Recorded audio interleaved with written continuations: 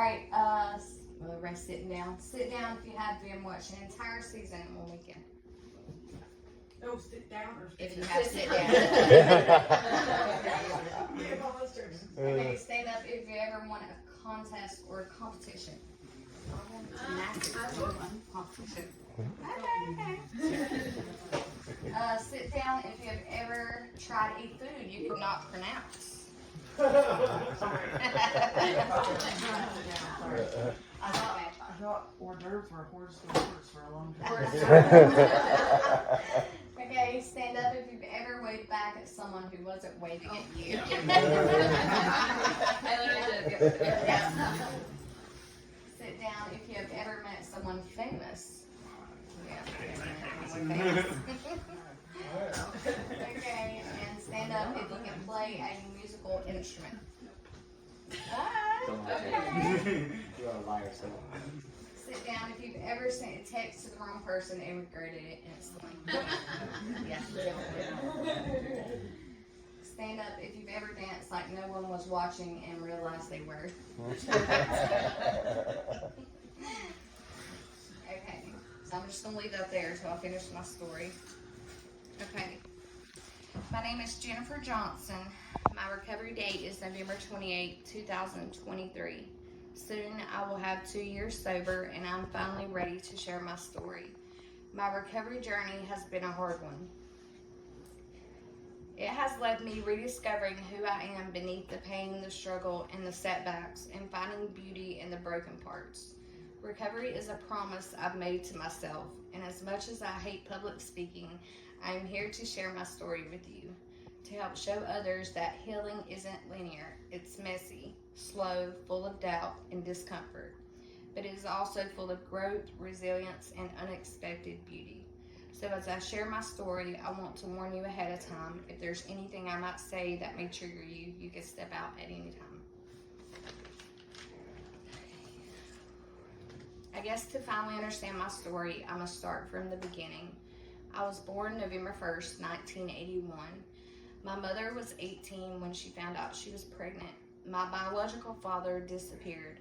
Several months later, he and his mother sent my mom a $500 check and told her to get rid of the problem. But my mom decided not to abort me, but to keep me and go on a shopping spree instead. When she was 8 months pregnant, she would meet my father, William. They got married, and 2 months later, I was born. He signed my birth certificate, and he was an amazing dad. But his family never accepted me or my mom as part of the family. I was 5 when my sister Samantha was born, but even at 5 years old, I could tell that I was treated different than the other kids. William's mom, in private, when we were alone, started calling me by a nickname, Jezebel. When I told my mother, she was furious, and we cut all contacts with them. This caused so much trouble in my parents' marriage, and my dad, who was a truck driver, eventually left. My mother, 5 months pregnant with my other sister, Sarah, got a third shift job to support us. My mom's cousin, my aunt, agreed to watch us at night. My aunt had 2 little girls and a boyfriend. At the age of 7, I became the victim of molestation. After that happened, I can remember being angry. I thought it was my fault. That happening led me down a road of self-harm and self-destruction. At 15, I was running away, drinking, getting high, and hanging out with older people. I didn't know at the time, but I was self-medicating. I got pregnant with my daughter Kaylee at 16 and got married, moved into our own home. I wanted a happy life. Kaylee's father had an alcohol problem and had anger problems. I became the victim of domestic violence. A year later, I finally got freed from him. He had been drinking one night and had beat me up pretty bad. I had managed to call 911 before he ripped the phone out of the wall. When the police got there, I was bloody, unconscious, and he was standing over me, choking me. My daughter, Kaylee, was 8 months old. She was covered in my blood, still laying in my arms, screaming and crying. The police arrested him, and he was charged with assault on a female, child abuse, and assault on a public officer. I left everything behind that day. The only thing I had was a diaper bag full of her things. Through the years, I would go from one bad relationship to another. I've dated the cheater, the beater, the plug, and eventually I was so far in with connections, I became a plug myself. That would lead me down a dark and lonely road. I have been in and out of jail so many times. My probation officer ordered me to drug court for 2 years. I attempted to get sober, but it never stuck. 2 years into drug court, I was still at level 1. I had worn an ankle monitor for 14 months, went to treatment, did 16 quick dips. It got so bad that the guy Dan who installed the ankle monitor became a close friend of mine. Every time I did a quick dip, the jail would cut it off, and when I would go back home, he would have to come back and put it back on. The last quick dip I did, I got out. I disappeared for days, getting high. Then the phone rang. I will never forget my mom screaming. My sister Samantha, who was 29, had took her life. Samantha struggled with schizophrenia. The older she got, the worse the paranoia and the voices got. They had placed her on so many medications, but nothing worked. So she would drink alcohol. She downed a fifth of vodka and took all her psych meds, and my mom found her. I can't tell you much about those few weeks after that. That day was the first day I had ever injected heroin. I just remember wanting to be so numb and feeling nothing. I remember being so angry with God, cursing him and telling him it should have been me. I remember being in the bathroom of the church at her funeral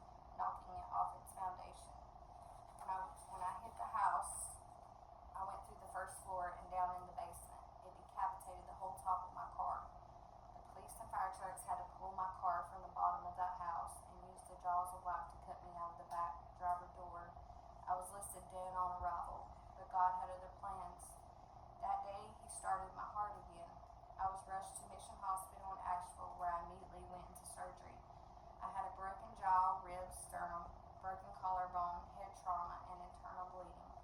When I woke up 2 days later from surgery, I had found out my heart stopped 2 times on the operating table, and I was on life support for 24 hours. As I recovered in the hospital, I told myself, this is it, I'm tired. But after being discharged, I went back to the same town, same people, places, and things, and I relapsed. It was there I hit my rock bottom. I had overdosed again. This was number 32 for me, and this one scared me. It was different from the rest. 911 had to be called, and for 7 minutes I had no heartbeat. I woke up to the paramedic lady crying and emotional, telling me she had been a paramedic for a long time and she had never seen someone come back from being gone that long. I seen something that day, whether it be a hallucination or a dream, I'm not sure, but I seen myself lying in a casket and my daughter standing there with 3 little babies crying, and that really did something to me. So I slept most of that day. The next day I was out of everything and started feeling bad. My friend asked if I wanted to go re-up, but I said no, take me to Wilkes, to my mom's. He drove me to my mom's in Wilkes County. I remember knocking on that door. When she opened the door, I was already crying, and I told her, I need help, Mom, I'm done. She immediately reached out to her preacher, Philip, who was also a peer support specialist at Wilkes Recovery. He then called Port. The community paramedics and Philip were both there within the hour. I dosed and I slept every day for a week. I then got into High Country Community Health and started the Sublocade shot. Not long after that, I started attending church, and Philip invited me to go to a few AA meetings. It was there I heard his story and many others, and I realized I wasn't alone. I had no idea how to live life sober, so Philip told me I should start volunteering at R3 and sharing my story. For months I volunteered at R3.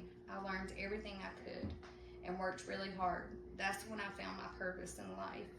Being a peer support specialist meant everything to me, and I came to love and care about all the peers at R3. Then R3 decided to hire me as a front desk manager. Through all this, I was still going to court dates about my trafficking charges. We hired a lawyer, and he got my sentence from 28 years down to 15 years, but he said there was nothing else he could do. My last and final court date was December 19th, 2024. I was expected to go away for 15 years that day. Everything in my head was saying, run, get high, you're gone anyway. But my heart said no. I wouldn't break that promise I had made to myself to stay sober. And if I went to prison, I would go sober. That was one of the hardest days of my life to face that. I kept having panic attacks, which brought on night terrors. But that day, I was ready. I had a stack of character reference letters from everyone at R3.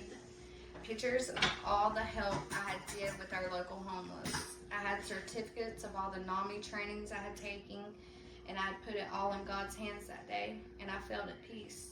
Before I walked in the courtroom that day, the phone rang. It was a video call. It was one of my peers, so I answered. So many of my peers had gathered at R3 that morning to tell me they loved me and was praying for me. That meant everything to me. Not only did I love and support them, but they were loving and supporting me. As I walked in the courtroom that day, 6 days before Christmas, I told the judge I had little over a year clean, that I worked at a recovery center, started a nonprofit, and becoming a peer support specialist. A miracle happened that day. That judge reduced my sentence and told me he believed in me and he knew my story could help save someone.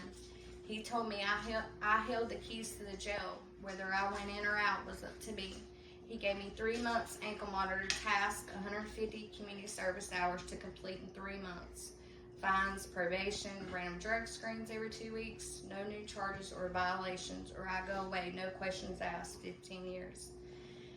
And I walked out of that courtroom and did everything he asked. I have 3 years left of probation, but I am free, and that's what my sobriety did for me. I came back to R3 and was hired as a peer support specialist in the hospital, and I love my job. I get to meet people at their lowest moments in life. I get to show them grace, love, and share my story with them that recovery is possible. I am now married to my best friend, Philip. I am now at every family holiday, birthday party, dance recital. I am now a part of my daughter and grandkids' life, and I am no longer a victim of molestation or domestic violence, but a survivor. I am no longer broken, scared to speak, but healing and a proud voice of recovery. I no longer look at myself and see an addict, but I look at myself as someone in recovery, someone who has a purpose in life and a story to tell and a message that recovery is possible. Thank you. Alright, I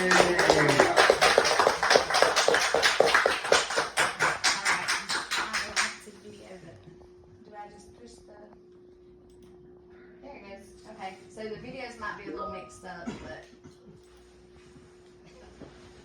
Alright, so this is me while I was in there for the car wreck. This is before I was sober and after. Yeah, I had a big tube. I still got the scar, but I'm covered up today. But my grandbabies ask me all the time, like, Mama, what's that scar from? And I tell them that's when God took the old heart out that was broken and put it in. They like that story. So yeah, that is I was very proud of that card when I got it. That is, we did the peer support training class just a few weeks ago. And that is me at the hospital, and of course with Wilkes Recovery. More pictures at the hospital. That was fun that day. When I got my badge at the hospital, I think my mom took pictures of that and put it everywhere. That was the ER 1 award. They had like the best customer service in the ER, and like for that ER, that's a big deal. But it's because of all the resources and all that. So I went to the CIT conference, and that was a big deal. Take a picture and be working with police officers, not being chased. So yeah, those are a few of my chips. This is just along the journey. And yeah, some of my friends, that's some of my volunteering I've done. And Mom, she was crying, as you can see. So yeah. And then I did a bunch of training, mental health advocate, NAMI training. There's our NAMI pictures. Yeah, we had fun.